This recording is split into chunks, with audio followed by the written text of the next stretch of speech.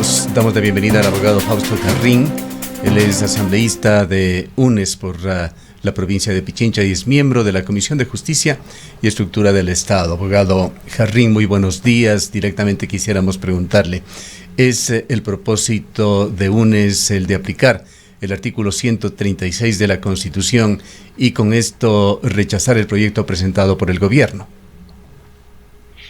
Buenos días, licenciado Cardoso. Un saludo para Suay, un saludo para Cuenca y un saludo para todos los ecuatorianos y ecuatorianas que miran y escuchan este espacio. En efecto, consideramos que tratar de abordar alrededor de 31 cuerpos normativos en un solo proyecto urgente afecta a la unidad de materia, que es una norma constitucional, y creemos que el camino que debería seguir esta propuesta, este proyecto de ley, justamente es el de aplicársele la Constitución y exigirle al gobierno que presente estos proyectos tan necesarios, tan urgentes, pero respetando la norma constitucional. Ya nos pasamos 4 años y respetando la Constitución, creemos que sería una buena forma de empezar un nuevo capítulo en la historia del país para el nuevo gobierno, no replicar las cosas que hizo el anterior. Le voy a repetir una teoría que no es mía, que la hemos escuchado y con insistencia en estos días,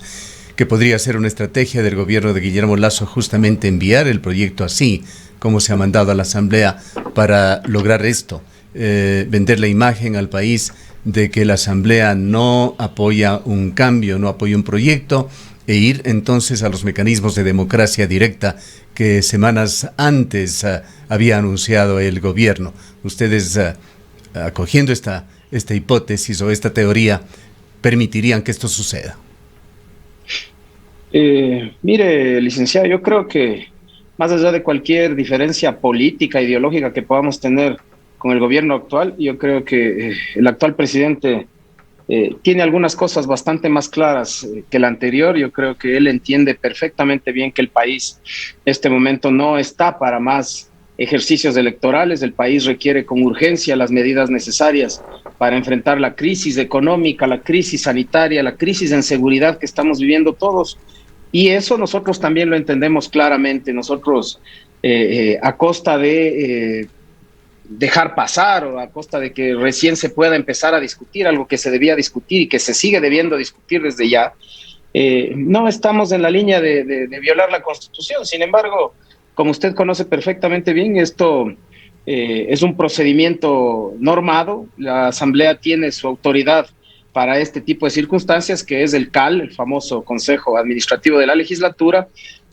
Por información de la propia presidenta, la Unidad de Técnica Legislativa está realizando un informe, determinará si hay unidad de materia en la ley, y eso pasará a votación. En el CAL son 7 miembros, nosotros tenemos exclusivamente un voto en el CAL, nosotros mantendremos nuestra posición constitucional, pero el CAL decide por razones políticas. Ya escuchaba a la izquierda democrática y hacerlo además con sendos comunicados que se colgaron en las redes sociales, que va a apoyar esto. Así que dentro de lo que se esperaría, tomando en cuenta que la señora Yori llegó a la Asamblea, a la presidencia de la Asamblea en un acuerdo con el oficialismo, creemos que es muy probable que existan ya los votos y que tendremos que pasar a discutir este proyecto de ley, en donde el mismo Consejo Administrativo de la Legislatura determine. Me imaginaría yo que será la Comisión de Régimen Económico la que se haga cargo de este proyecto de ley, y tendremos que pasar a un tema delicado, que es la discusión de esta ley. Esta ley, insisto, afecta alrededor de 31 cuerpos normativos.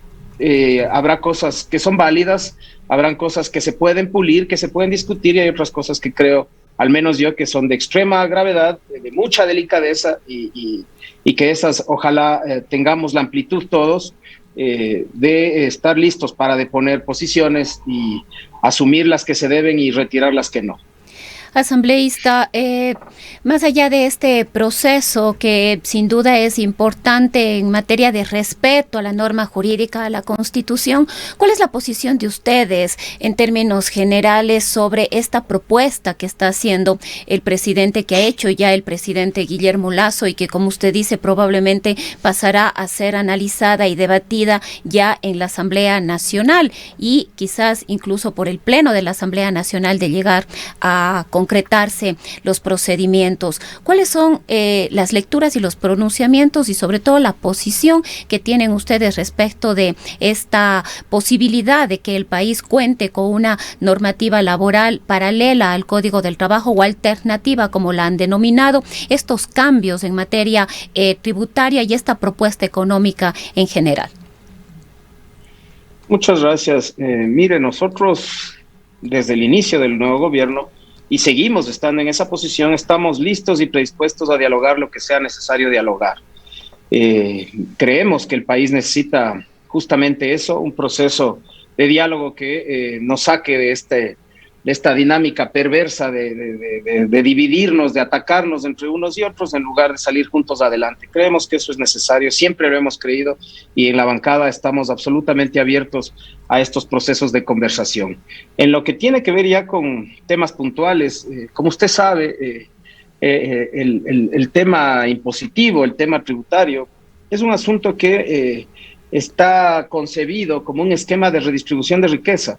Para nosotros la implementación, por ejemplo, de un mínimo sin posibilidad de deducciones torna este proceso injusto. No es lo mismo una persona soltera que vive con sus padres que gana $2,000 a un padre de familia o madre de familia cuyo cónyuge no trabaja y que tiene hijos, ¿no? Las deducciones son justamente para tratar de hacer razonable esos techos, esa movilidad de quien tributa.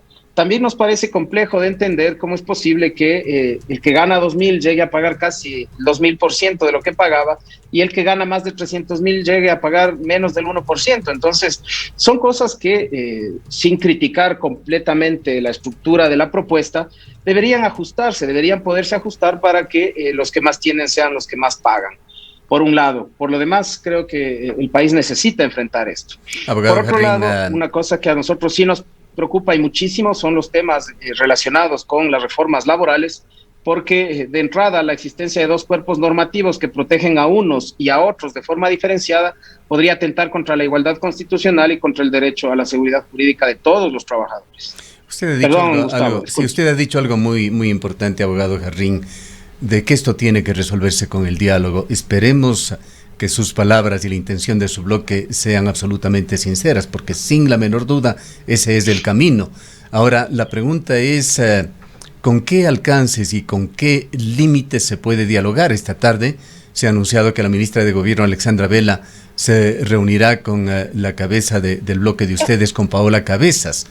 ¿Qué se puede dialogar? ¿Qué se puede cabildear, si es que cabe el término negociar? ¿Qué alcances y límites pueden haber dentro de este diálogo que se establecerá el día de hoy?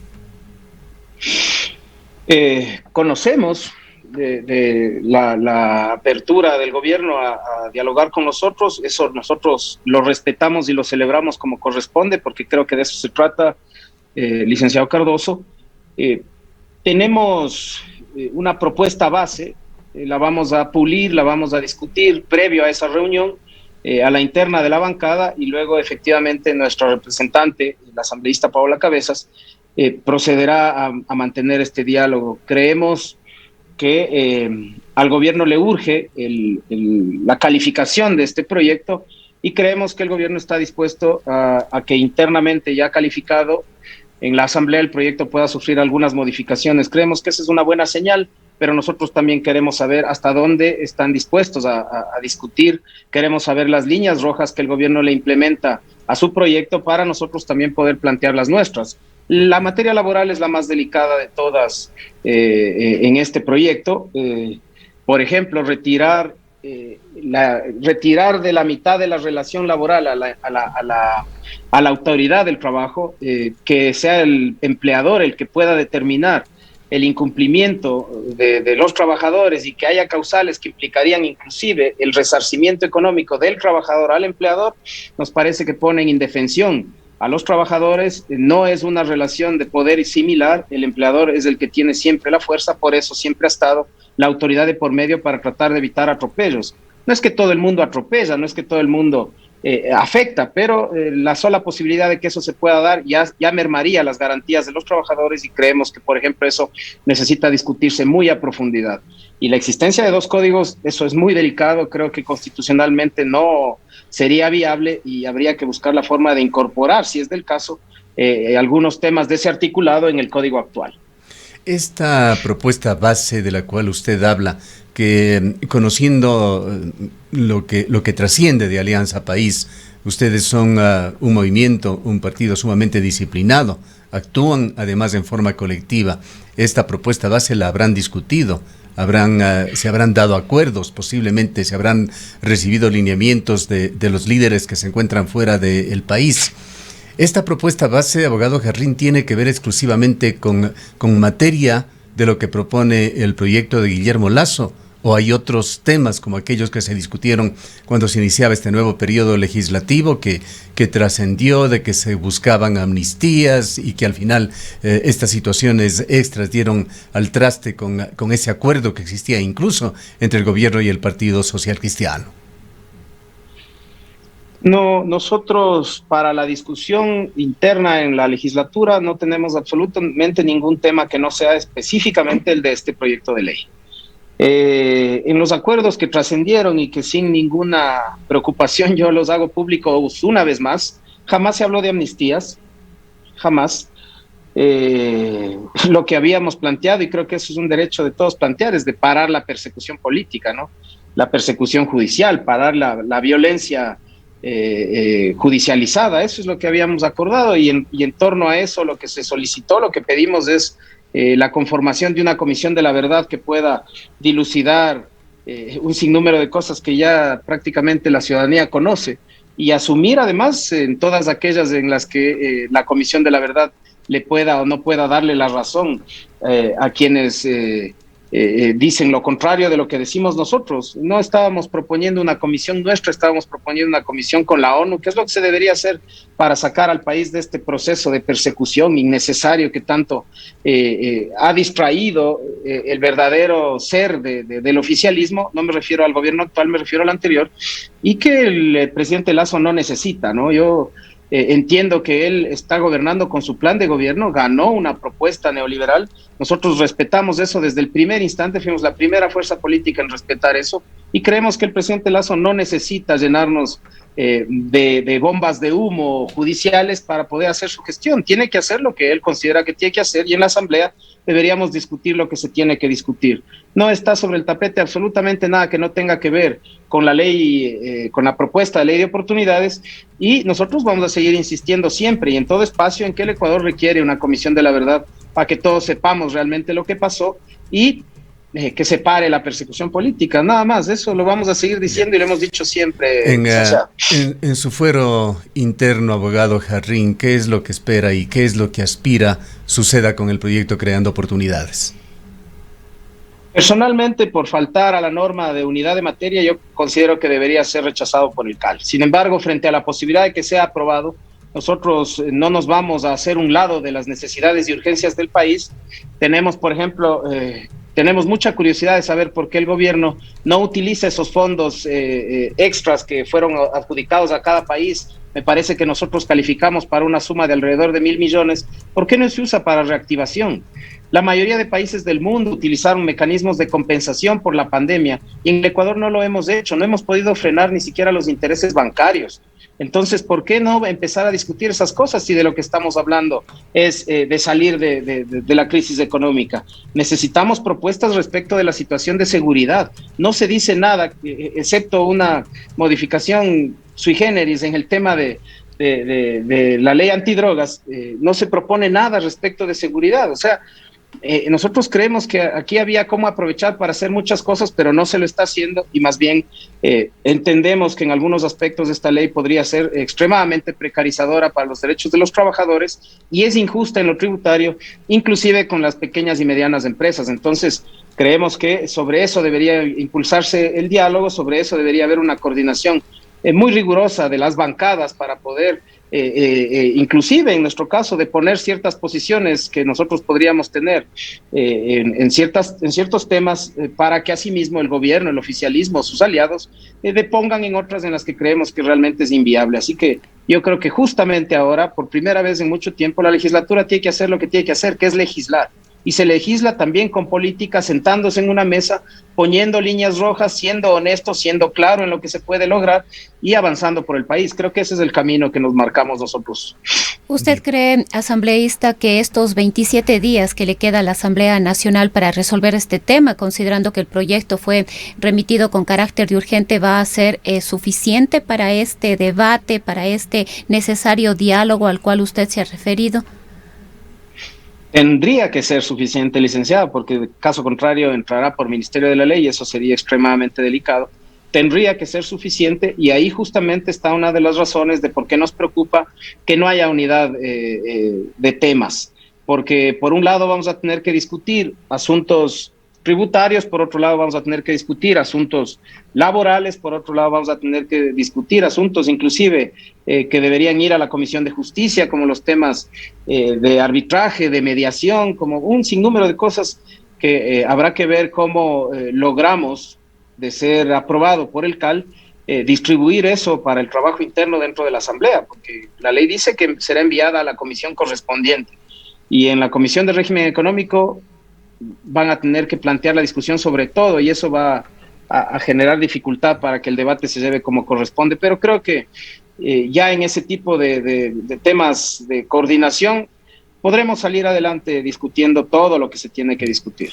Reiteramos, esperamos que esta predisposición al diálogo que usted ha expresado como eje transversal en este diálogo, abogado Jarrín, efectivamente sea sincero y se dé, porque reiteramos, ese sería el mejor camino para los intereses generales de Ecuador. Quisiera aprovechar este contacto con usted, abogado Jarrín, para preguntarle un tema delicado, pero que es un tema de interés público. ¿Qué ha sucedido? ¿Qué deriva ha tenido la investigación del asesinato de Harrison Salcedo, abogado de Jorge Glass? Hay un paralelismo aquí.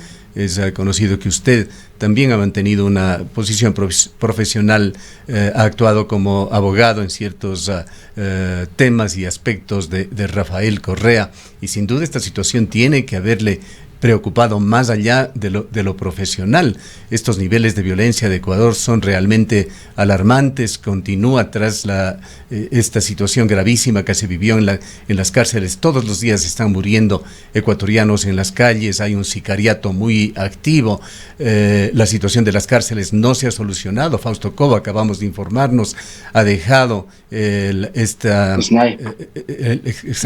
SNAI sin haber solucionado todavía los gravísimos problemas y se hace cargo de inteligencia estratégica del Estado. Es importante que conozcamos cómo van estos temas y reiteramos cuál es la situación. ¿Qué dicen las investigaciones del asesinato de Harrison Salcedo? Gracias, licenciado. Sí, fui pues, ya no, desde que asumí el espacio en la Asamblea, he dejado de ser el abogado personal del expresidente Correa. También fui el abogado de Jorge Glass en la solicitud de medidas cautelares internacionales de las que él es beneficiario, y en este momento eso se encuentra en un proceso de ampliación de medidas cautelares, producto de que justamente lo que usted narra, la situación de las cárceles realmente nos preocupa y nos asusta a todos. En lo personal, sin duda, he tenido momentos complejos por lo que sucedió con Harrison. Sí, mi familia también estuvo muy preocupada de las investigaciones. Extrajudicialmente conozco que la situación de Harrison no tuvo nada que ver con la defensa de Jorge Glass, sino probablemente con la defensa de otros procesos que él tenía. Sin embargo, siempre fue preocupante para mí, por ejemplo, y lo tengo denunciado en la fiscalía, lastimosamente no ha avanzado como debería avanzar. Fui víctima de intercepción de datos, de seguimientos irregulares en mi vida personal, y se divulgaron correos míos en las redes sociales acusándome de defensor de Jorge, y se llegaron a divulgar inclusive correos míos hacia la propia CIDH cuando yo tenía planteada ahí una medida cautelar justamente por seguimientos irregulares. Así que más allá de la torpeza con la que actuaron. Yo ya había sido víctima de este tipo de circunstancias en el gobierno anterior, no puedo decir lo mismo del gobierno actual, y espero más bien que se investigue lo que se tiene que investigar. Aparentemente sería un crimen violento de sicariato, pero no está relacionado con la defensa de Jorge Glass. Jorge Glass se quedó sin abogado un buen tiempo, está nuevamente defendido, y en los procesos que le corresponden, ¿no? Desde la cárcel, sí, con una situación muy delicada. La última vez tuvo que ser trasladado en medio del fuego cruzado. La misma policía, actuando de forma muy responsable, lo trasladó de un sitio a otro para protegerlo, pero realmente es muy delicado lo que vive él y lo que vive cualquier otra persona en situación de rehabilitación social, producto de la inseguridad que si en las calles está como está, en las cárceles, imagínese, licenciado, cómo está. Y sí, nos llamó la atención, nos preocupa que el coronel Cobo salga de SNAI después de haber tenido algunos planteamientos que pensamos que se iban a implementar, y vaya ahora a inteligencia. Creo que eso más es su campo, está más cercano a ese campo que al de la rehabilitación social, y esperamos que el gobierno ponga en SNAI a alguien que realmente conozca de cómo se puede manejar el sistema carcelario. No es un espacio en donde se necesita solo mano dura, se necesita mucho conocimiento de rehabilitación y sobre todo de planes de contingencia, porque ahorita lo que necesitamos es que estas intervenciones y este estado de excepción realmente sirvan para algo, porque vamos 3 años y medio en estado de excepción en las cárceles y solamente hemos visto que la violencia se incrementa, y eso por supuesto nos preocupa a todos los ecuatorianos. Bien. Gracias, abogado Jarrín. Y volviendo al tema principal, estaremos por supuesto, como todos los ecuatorianos, muy atentos a lo que suceda en la Asamblea. Han escuchado al abogado Fausto Jarrín, asambleísta de UNES, miembro de la Comisión de Justicia y Estructura del Estado en la Asamblea, también ex abogado de Rafael Correa y Jorge Glass. Cuenca, año 2050. Cuando la contaminación y la escasez de agua son problemas en todo el mundo, en Cuenca, Ecuador, todavía se vive tan bien como hace 30 años. Esto gracias a que los cuencanos tomaron decisiones correctas, como la construcción del proyecto hidroeléctrico Soldados Yanuncay, que ha generado 22 megavatios de energía limpia, reguló el caudal del río Yanuncay y garantizó el agua potable para Cuenca y agua de riego para San Joaquín y Baños. Aunque esto parezca ficción, es nuestro compromiso con Cuenca Bicentenaria, el Ecaustro. Juntos generamos agua y energía para la vida.